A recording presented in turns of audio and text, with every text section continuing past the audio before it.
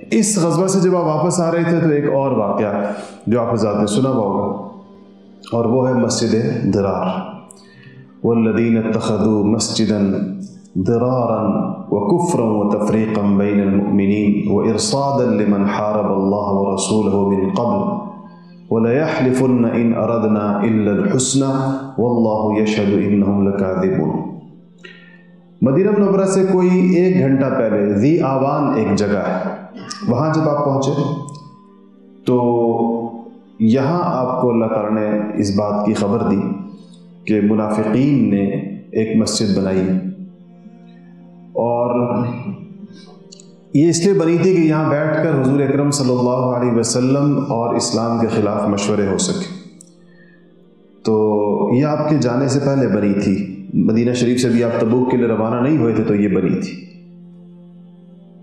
یہ لوگ آئے آپ کے پاس اور آپ سے کہا کہ ہم نے معذوروں اور بیماروں کے لیے ایک مسجد بنائی ہے، جھوٹ بولا، اور چونکہ معذور اور بیمار مسجد نبوی تک نہیں آ سکتے، سفر فاصلہ زیادہ ہے، تو ہم نے ان کے لیے وہاں مسجد بنائی ہے،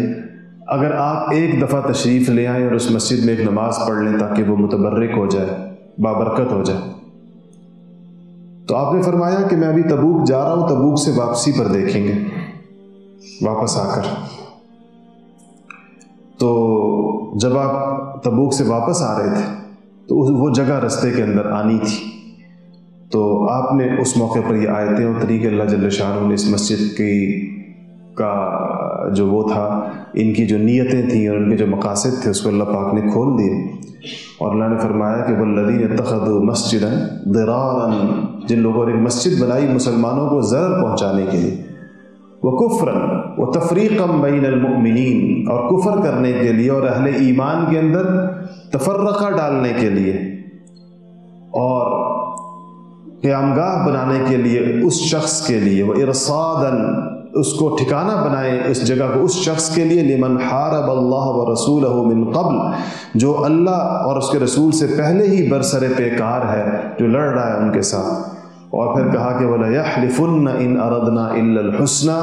اور یہ لوگ قسمیں کھائیں گے آپ کے پاس آ کر کہ ہم نے یہ مسجد بڑی بھلائی کی نیت سے بنائی ہے،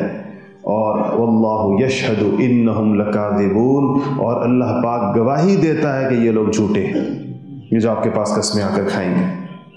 اور پھر کہا کہ لا تقم فیہ ابدا، اے نبی آپ کبھی بھی اس مسجد میں کھڑے مت، یعنی آپ کو بلایا تھا انہوں نے کہ آپ آئیں اور یہاں پر نماز پڑھیں اس مسجد میں، لا تقم فیہ ابدا، اے نبی آپ کبھی بھی اس مسجد کے اندر کھڑے نہ ہوں، البتہ آپ کہاں کھڑے ہوں، لمسجد اسس علی التقوی من اول یوم، آپ کے کھڑے ہونے کی حقدار اور آپ کو زیبا تو وہ مسجد ہے جس کی بنیاد پہلے ہی دن سے تقوی کے اوپر رکھی گئی تھی، یعنی مسجد قباء۔ لمسجد اسس علی التقوی من اول یوم احق ان تقوم فیہ، وہ اس کی زیادہ حقدار ہے اور اس کی لائق ہے کہ آپ اس کے اندر جا کر کھڑے ہوں۔ کیوں؟ فیہ رجال یحبون ان یتطہروا، اس میں ایسے مرد ہیں، ایسے جوان اور ایسے لوگ ہیں جو پاک رہنے کو پسند کرتے ہیں، یحبون ان یتطہروا واللہ یحب المطہرین، اور اللہ جل شانہ پاک رہنے والوں کو پسند کرتا۔ یہ جو قبیلہ تھا قباء کے پاس، صحابہ تو ان چیزوں کو دیکھا کرتے تھے، تو